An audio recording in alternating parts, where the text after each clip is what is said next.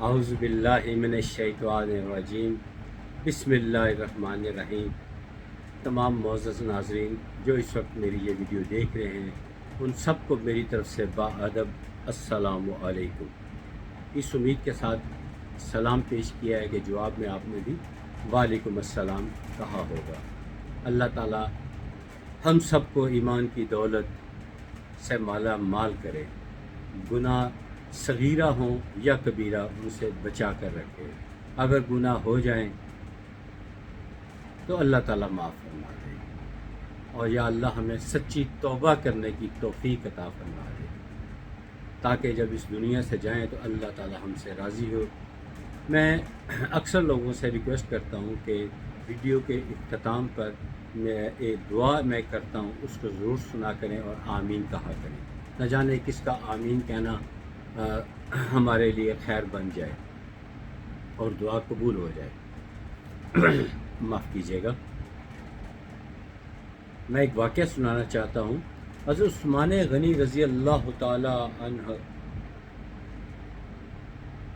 غنی بھی تھے اور حیا والے بھی تھے، اور بھی خصوصیات تھیں۔ بہرحال سخاوت میں تو آپ کا کوئی ثانی نہیں تھا۔ اللہ تعالیٰ نے دولت بھی بے حساب دے رکھی تھی اور دل بھی بہت بڑا دیا تھا۔ اللہ کی راہ میں خرچ کر کے بہت خوش ہوتے۔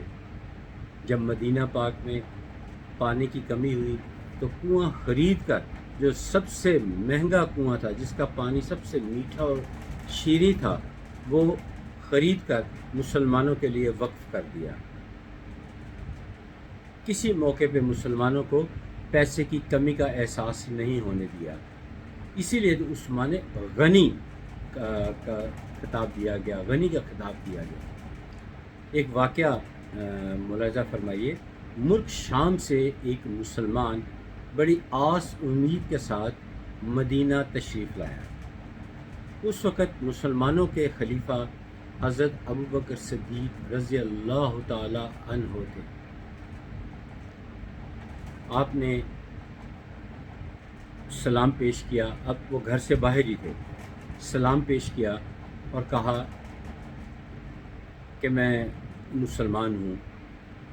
تو حضرت ابوبکر صدیق رضی اللہ تعالی عنہ نے فرمایا، السلام علیکم سے مجھے اندازہ ہو گیا ہے کہ تم مسلمان ہو۔ تو اس اجنبی جو شام سے آیا تھا، اس نے کہا مجھے آپ سے ایک کام ہے۔ تو آپ نے فرمایا آؤ تشریف لے آؤ گھر میں۔ گھر کا جو دروازہ وہ انتہائی خوبصورت تھا، یعنی مناسب تھا، لیکن جب گھر میں دیکھا تو عجیب ماحول تھا۔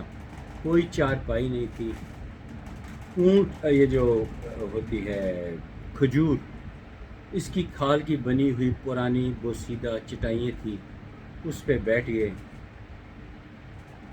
حضرت ابوبکر صدیق رضی اللہ تعالیٰ نے جو اپنی حسب حیثیت آپ کی خدمت کی اور پھر آنے کی وجہ پوچھی، تو اس شخص نے بتایا کہ آپ امیر بھی ہیں اور امیر بھی ہیں، یعنی اس وقت آپ مسلمانوں کے امیر ہیں اور دولت میں بھی امیر ہیں۔ میں سخت مصیبت میں ہوں، میرے پہ بہت بڑا قرض ہے، مجھے امداد کی ضرورت ہے۔ آپ نے فرمایا، آنکھوں میں آنسو آ گئے اور فرمایا کچھ دن ہو گئے ہیں میں نے گندم کی روٹی وہ نہیں کھائی، وہ مجھے نصیب نہیں ہوئی، فقط کھجوروں سے میں گزارا کر رہا ہوں۔ ہاں، ایک طریقہ کار ہے کہ تم عثمان غنی، حضرت عثمان غنی رضی اللہ تعالی عنہ، ان کی طرف چلے جاؤ، ان سے یہ تم اپنا مسئلہ بیان کرنا، تمہارا مسئلہ حل ہو جائے گا۔ اس شخص نے پوچھا کیا وہ بہت سخی ہیں کہ اتنی میری امداد کر دیں گے؟ تو حضرت ابوبکر صدیق رضی اللہ تعالی عنہ نے فرمایا جہاں تمہاری سوچ ختم ہوتی ہے وہاں سے ان کی سخاوت شروع ہوتی ہے. تم جاؤ، صرف اتنا سلام پیش کرنا اور بتانا کہ میں نبی پاک صلی اللہ علیہ وآلہ وسلم کا امتی ہوں اور ضرورت مند ہوں. اس شامی نے یہ پوچھا کیا میں آپ کا تعارف کرا دوں، آپ کا نام لے لوں؟ تو حضرت ابوبکر صدیق رضی اللہ تعالی عنہ نے فرمایا اس کی ضرورت پیش نہیں آئے گی. بہرحال وہ شخص اٹھ کے حضرت پوچھتے پوچھتے حضرت عثمان غنی رضی اللہ تعالی عنہ ان کے گھر تک پہنچ گیا. جب گھر پر پہنچا تو اندر سے آواز آ رہی تھی، وہ اپنے بچوں کو جھاڑ رہے تھے کہ دودھ میں شہد ملا کر پی رہے ہو، دودھ میں شہد ملا کر پی رہے ہو، ساتھ کھجوریں بھی کھا رہے ہو، کیا بیمار ہو؟ کوئی طاقت کی ضرورت ہے؟ اس فضول خرچی کی کیا ضرورت ہے؟ تو وہ شامی جو تھا، جو ملک شام سے آیا ہوا تھا سوالی، وہ پریشان ہو گیا کہ میں کس شخص کے پاس آ گیا ہوں جو اپنے بچوں کو کہہ رہا ہے کہ صرف دودھ پیو، باقی چیزوں کی ضرورت معاف کیجیے گا، باقی چیزوں کی ضرورت نہیں ہے. تو بہرحال چونکہ دروازہ وہ شامی کھٹکھٹا چکا تھا، تو 1.5-2 منٹ کے بعد حضرت عثمان غنی رضی اللہ تعالی عنہ تشریف لائے اور فرمانے لگے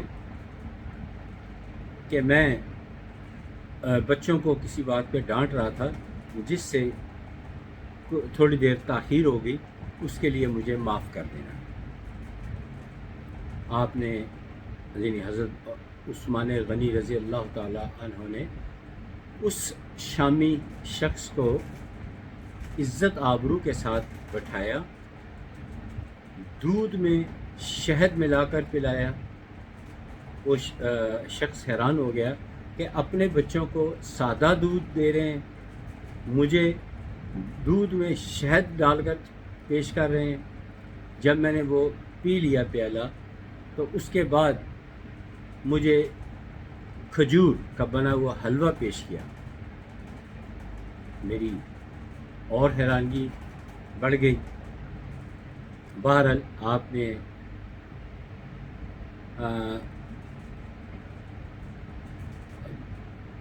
بالآخر سوال کی طرف آ رہا تھا تو حضرت عثمان غنی رضی اللہ تعالی عنہ نے خود ہی کہا کیسے آنا ہوا، کیا ضرورت ہے. تو ملک شام کا رہنے والا مسافر جو ضرورت مند تھا وہ اس نے بتایا کہ میں بہت زیادہ قرض میں پھنس گیا ہوں، مجھے مدد کی ضرورت ہے اور میں بڑی آس لے کر آپ کے پاس آیا ہوں، میری مدد فرمائیے. آپ نے اپنے غلام کو آواز دی اور کہا کہ وہ والا اونٹ جو ہے وہ لے کر آؤ. وہ اونٹ آ گیا. حضرت عثمان غنی رضی اللہ تعالی عنہ نے فرمایا کہ اس اونٹ پر تمہارے کپڑے رکھ دیے ہیں، تمہارے گھر والوں کے کپڑے رکھ دیے ہیں، ضرورت کا کچھ اور سامان بھی رکھ دیا، کھانے پینے کا سامان بھی رکھ دیا ہے، اور ایک سائڈ پہ 6000 اشرفیاں بھی میں نے تمہارے لیے رکھ دی ہیں. یاد رہے کہ اس شامی کو 3000 اشرفیوں کی ضرورت تھی، آپ نے 3000 اشرفی اس کو قرض اتارنے کے لیے دے دی اور 3000 اشرفی مزید کاروبار کرنے کے لیے دے دی. وہ بندہ بڑا خوش ہوا، حیران ہوا اور کہنے لگا کہ اونٹ آپ نے مجھے دے دیا ہے تو اونٹ کیا میں لے تو جاؤں گا، واپس کرنے کیسے آؤں گا، پھر کیسے جاؤں گا؟ تو آپ نے فرمایا میں نے اونٹ لینے کے لیے نہیں دیا، یہ اونٹ بھی تیرا ہی ہے. سبحان اللہ. یعنی مال و متاع، دولت، ہر چیز عطا کی، توقع سے زیادہ عطا کی. وہی حضرت بکر صدیق رضی اللہ تعالی عنہ کے الفاظ، جہاں سے تمہاری سوچ ختم ہوتی ہے وہاں سے حضرت عثمان غنی رضی اللہ تعالیٰ عنہ ان کی سخاوت شروع ہوتی ہے۔ اس کے بعد آپ نے وہ جو شامی شخص تھا اس نے یہ نہیں بتایا تھا، کیونکہ وعدہ کر کے آیا تھا کہ میں حضرت عثمان غنی رضی اللہ تعالیٰ عنہ کو آپ کا نہیں بتاؤں گا، کیونکہ یہ حضرت بکر صدیق رضی اللہ تعالیٰ عنہ نے وعدہ لیا تھا کہ وہاں میرا نام نہیں لینا۔ وہ ویسے ہی بہت سخی ہیں، نام لینا ہے تو نبی پاک صلی اللہ علیہ وآلہ وسلم کا نام لینا کہ میں ان کا امتی ہوں۔ لہٰذا اس شخص نے حضرت ابو بکر صدیق رضی اللہ تعالیٰ عنہ ان کا نام نہیں لیا تھا۔